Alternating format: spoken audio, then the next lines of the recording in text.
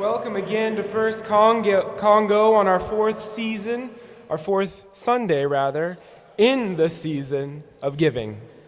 As you may know, this year we're meditating on the theme, we are what we make. For this morning, then, I'm going to invite you to consider what we might make when we're overwhelmed, when we're underwater, and totally out to sea. Hear these words from the Hebrew scripture, Genesis chapter 9, verses 13 through 17. And God said, "This is the sign of the covenant which I make between me and you and every living creature that is with you for perpetual generations.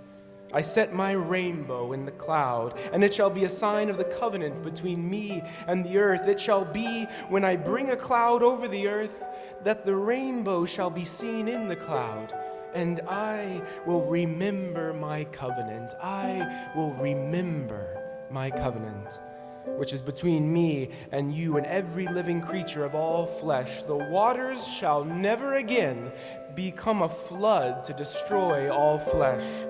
The rainbow shall be in the cloud, and I will look on it to remember the everlasting covenant between God and every living creature of all flesh that is on the earth." And God said to Noah, "This is the sign, this rainbow is the sign of the covenant which I have established between me and all flesh that is on the earth."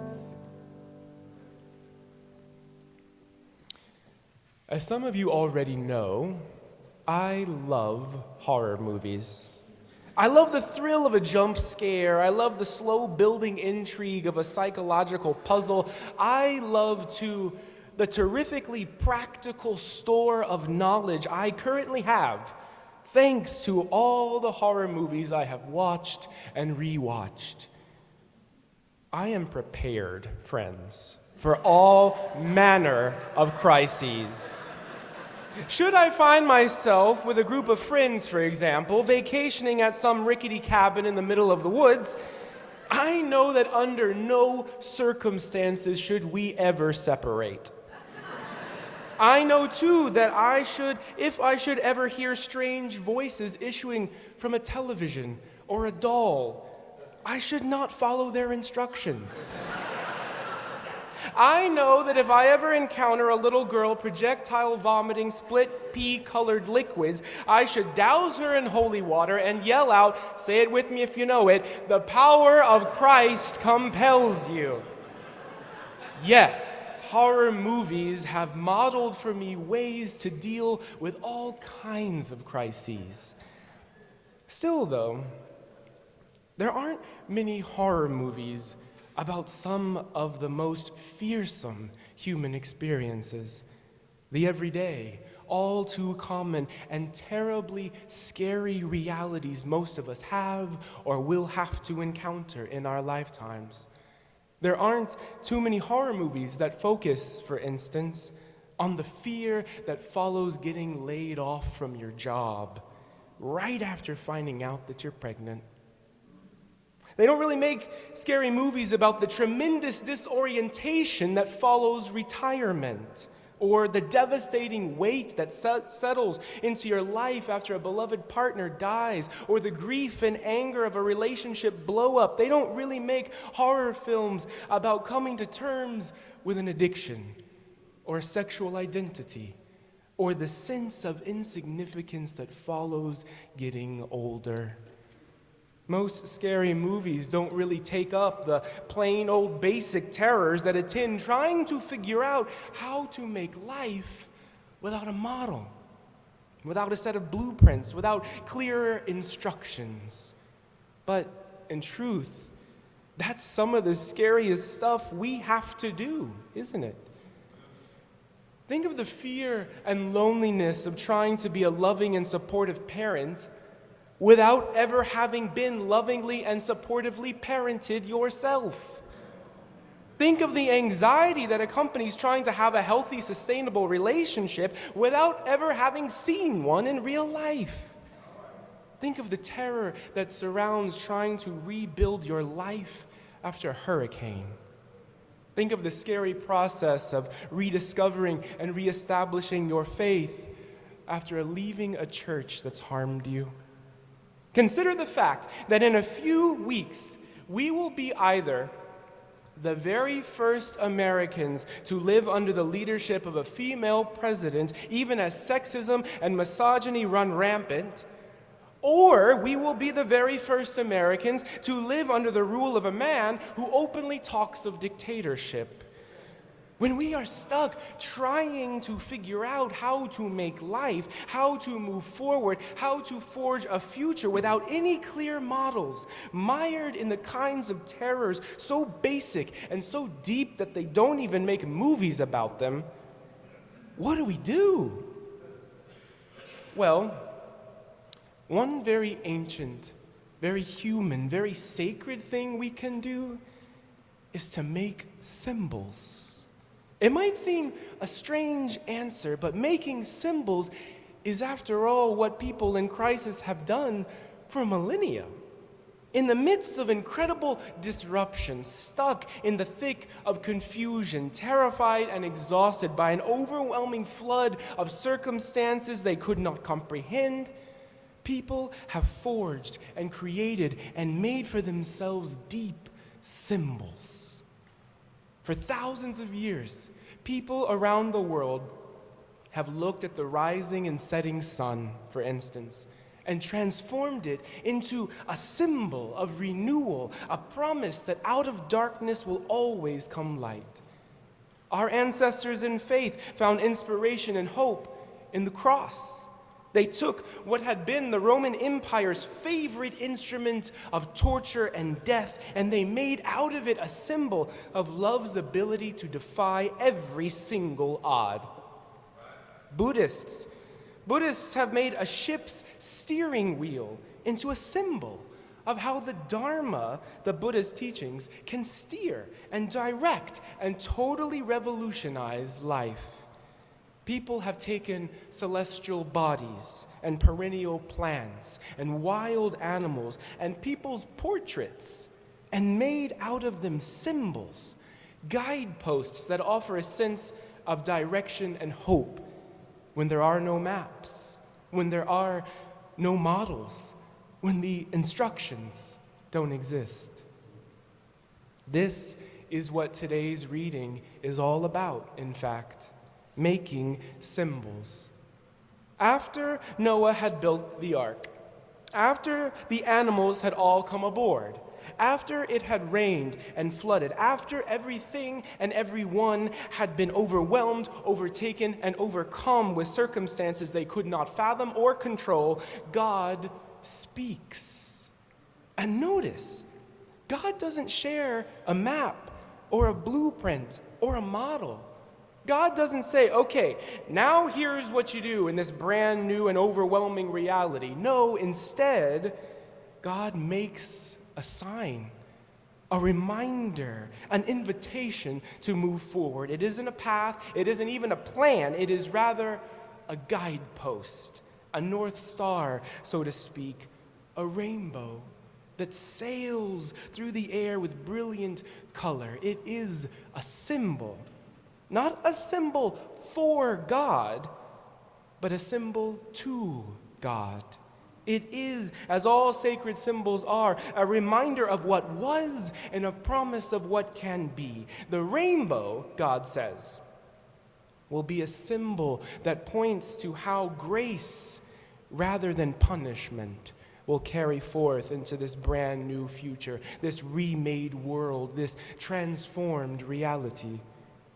In the effort to try to be, to try to live, to try to love in a whole new way, God realized that a symbol was necessary to guide the journey because there was no ready-made blueprint.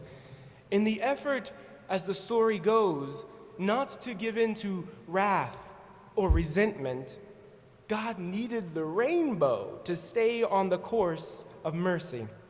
In the effort not to get overwhelmed with a sense of failure and then decide to just wipe the slate clean again and start all the way over, God needed a symbol to focus on and look to whenever God felt tempted to retreat to the old patterns.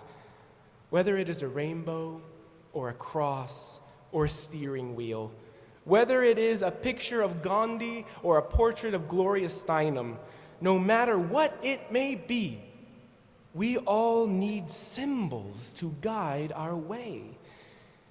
These days, though, symbols can feel complicated.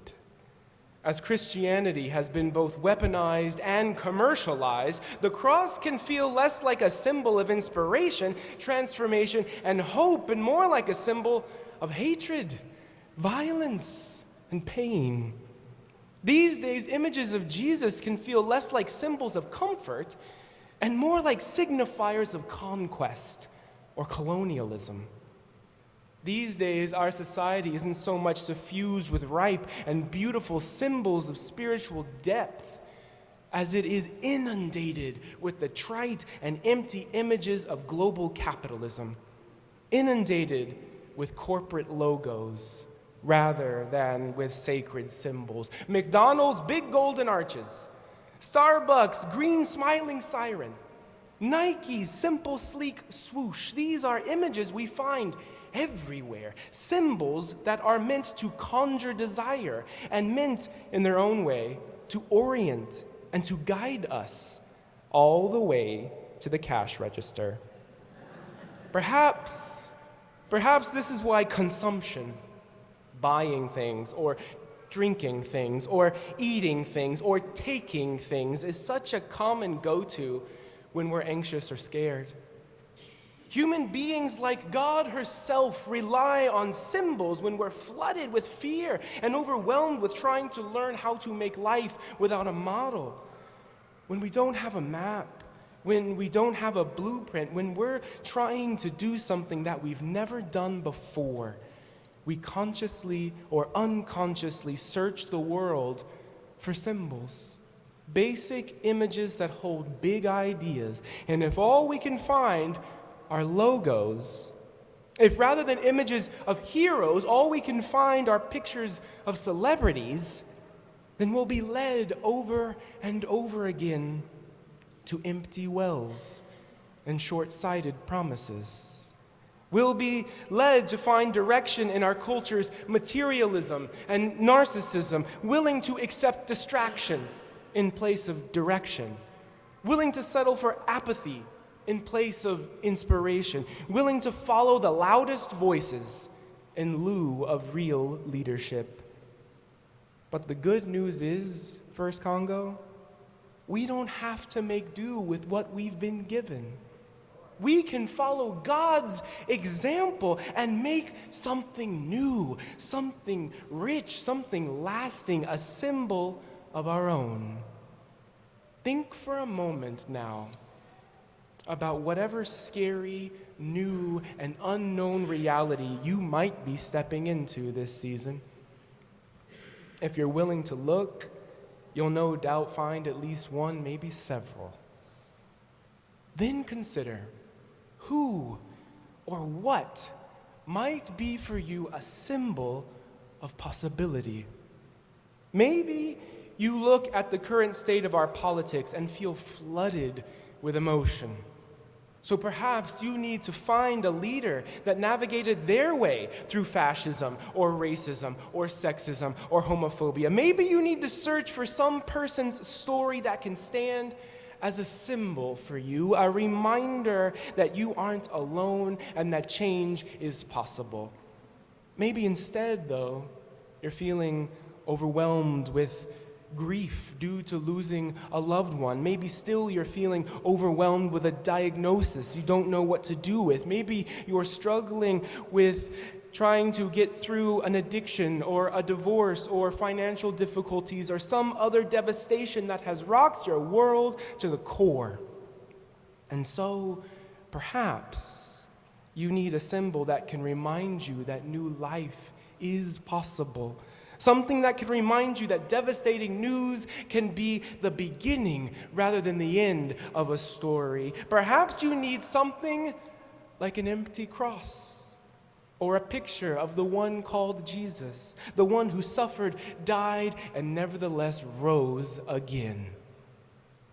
But perhaps still, you need something brand new, because the old symbols just don't work for you anymore. And so perhaps you need to do what God did and pluck a symbol right out of the sky, to forge for yourself a reminder that you aren't alone, that love lasts longer than anger, that forgiveness is ever present, that between you and God and every living creature there is a deep and abiding and unbreakable bond. Maybe you need your very own version of the rainbow. I don't know what symbol you need right now, friends, but I do know this.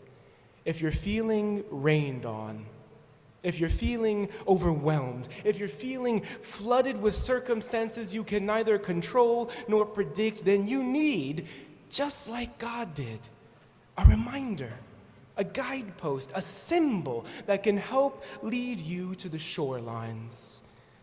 And blessedly, you're in a place right now that is rich with guideposts, suffused with trees of life and clouds of witnesses and ancestors who beat the odds. You are in a place that is shaped by ancient traditions, just as it makes room for new realities. A place that invites vintage people to forge new stories. A place that challenges younger folk to find themselves in ancient narratives. You are in a place that offers hope and light and direction, because you are in a place that was built from the ground up by people who, just like us, really had no idea what on earth they were doing. You are in a place that is led by love, that is guided by faith, that is strengthened by hope, a place that offers comfort through lived compassion rather than through dogmatic certainties. You are in, and if you so choose, you can help make church. This ark, if you let it, this vessel of story, this container of symbol can help us together brave even the wildest storms, navigate even the darkest nights, and travel through even the deepest floods. I believe that we here now can make this place into a symbol.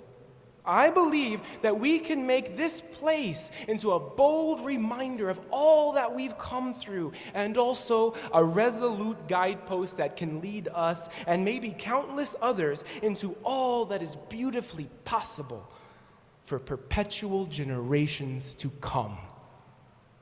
May it be so, and amen.